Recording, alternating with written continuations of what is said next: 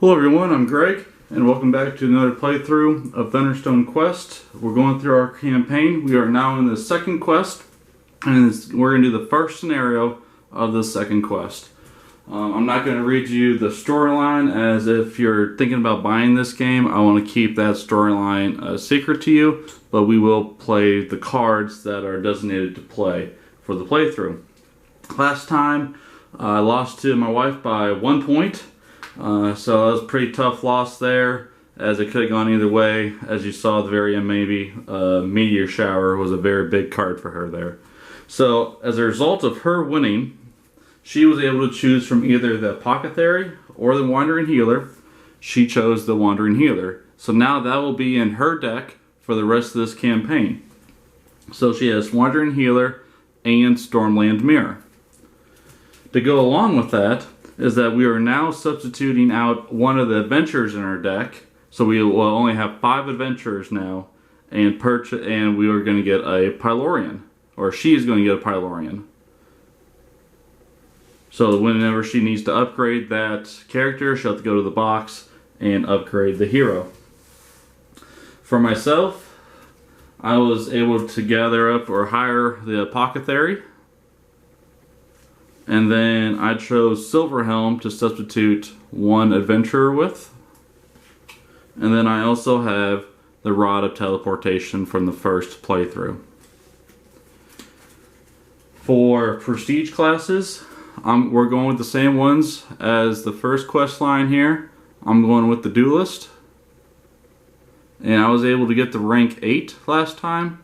I'm going to see if I can get the rank 9 this time, as I think I missed at least one time to be able to rank up, and I did not. She's going with Arcane Order.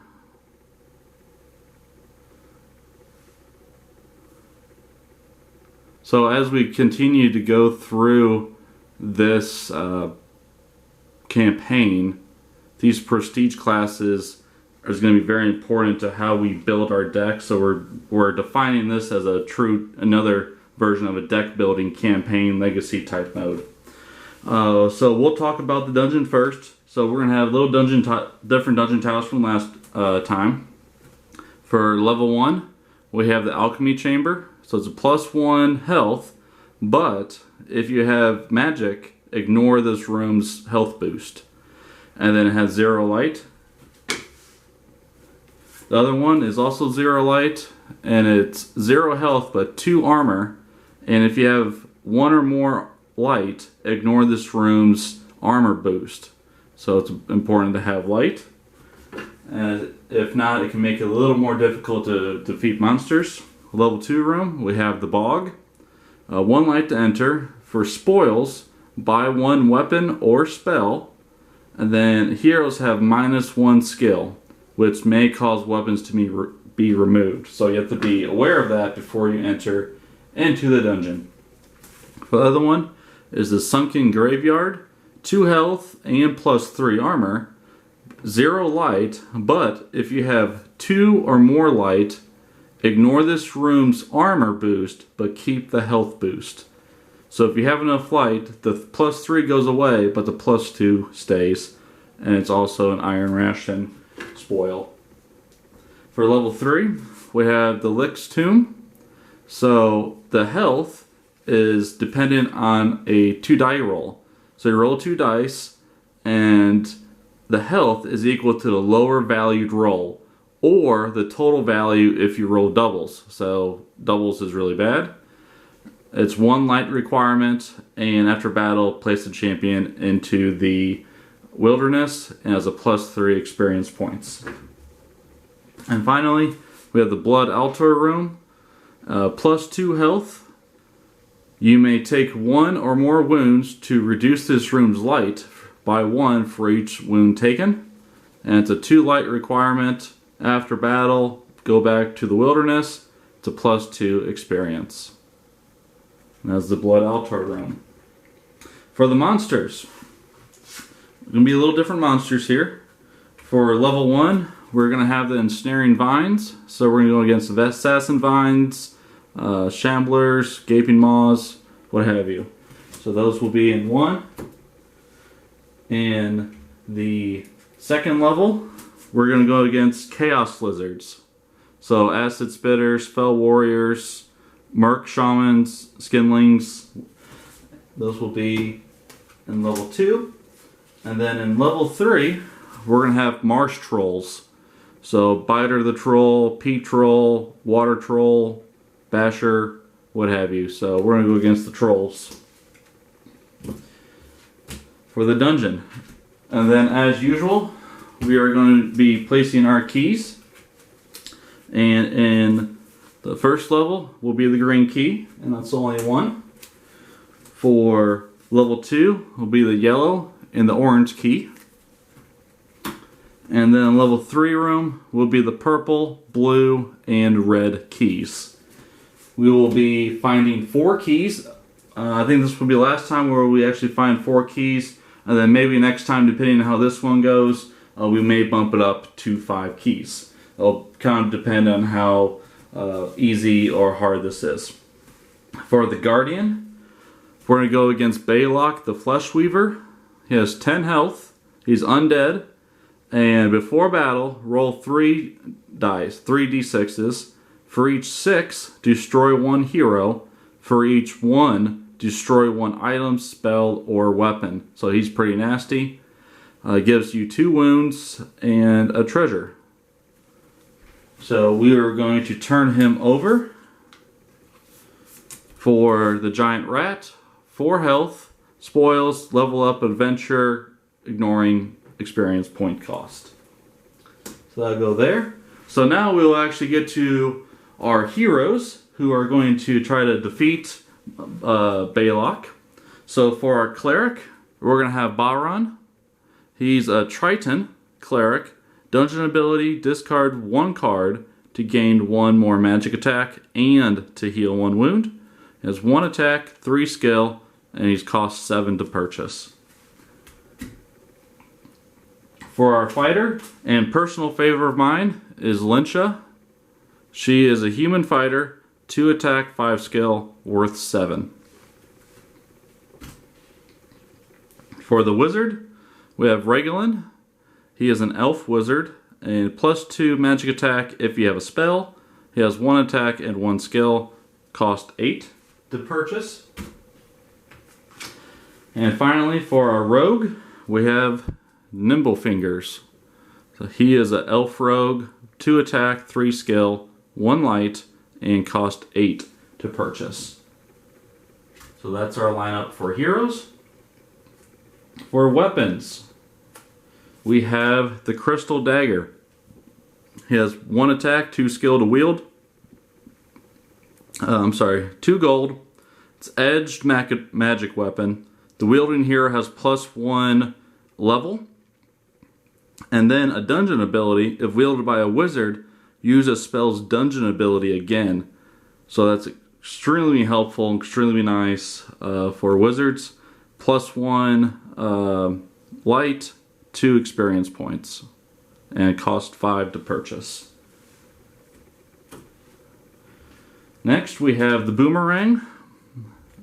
1 gold, 2 attack, 4 skill to wield. It's a blunt and an edged weapon. When this card is discarded, you may give it to a hero to wield, meeting the skill requirements. Costs 3 to purchase, 2 experience points at the end. And finally, for our weapons, we have the Battle Axe. 1 gold, 2 attack, 6 skill to wield, edged. Each time you gain 1 or more wounds from a monster, gain an experience points. And its cost is 4 to purchase. Alright, so for our spells, we have Enchant Weapons, Dungeon Ability. If you have a wizard, draw 1 card. You may change all physical attack from weapons to magic attack. So a little nifty there. And then next we have Charm Monster. So it's arcane spell, dungeon ability. Give 1 monster plus 5 health and plus 3 experience points. Gain magic against that monster equal to your highest wizard level. So it's good, but it's also harder to defeat the monster. gives you 1 experience. Its cost is 7. So we don't buy it too much, but it can be effective. And then lastly we have Arcane Aura. And it's arcane spell, dungeon ability. You may give one wizard an additional class keyword. If you now have 3 or more different classes in your hand, gain 2 magic attack, which would go there. 1 light, 2 experience points, worth 4 to purchase. And then finally we have our items. We have Ring of Learning, 3 gold, gives you 2 extra skill. It's a magic item. Dungeon ability, if you have a hero wielding a weapon, draw 1 card. 1 experience, cost is 4. And then lastly, Potion of Stamina. And it's a magic item, village or dungeon ability. See if it will zoom in here for you. There you go. If you have 6 or fewer cards, draw 1 card. Ignore your wounds when calculating health points. 2 gold, worth 5. Michaela will be using this. And then we will be fighting for is the choice first of gathering 1 of 2 cards here. So we first went with an item. Last time was a person. This time is going to be a spell. So True Vision, 3 gold, Arcane Chaos, and Divine Spell. Plus 1 light if you have a cleric or a wizard, and then you can also ignore any caution effects. So that is extremely nice. 2 experience points and at least 1 light. And protection from wounds. It's arcane and divine spell. Dungeon ability, do not gain wounds from monsters. If you have a cleric or a wizard, do not gain wounds from dungeon rooms either. And it's 3 experience points. So we went with spells that were pretty close, where they both are really good.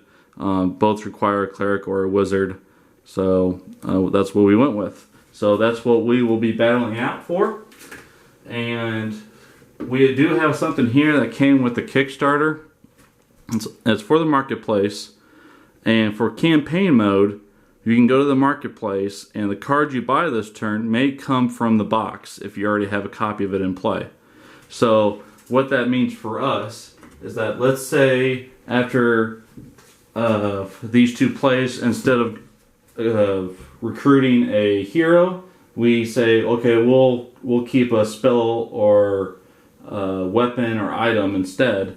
Well, next time we play and those items or those cards aren't in the marketplace, then we have it in our hand, we can still purchase it instead of one of these cards, and we just have to grab it from the box.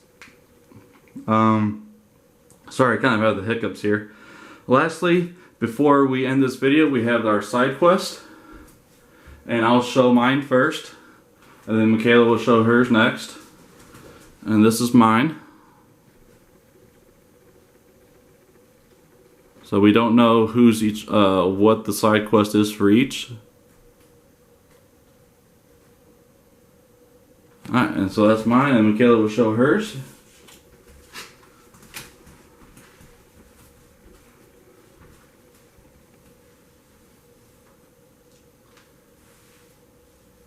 Alright, so and that's it. So what we'll do is we'll shuffle the monster cards. We'll make sure everything's shuffled up in our decks. We'll set up, and next video we'll be ready to play for the first video of Quest 2 Scenario 1. Thank you.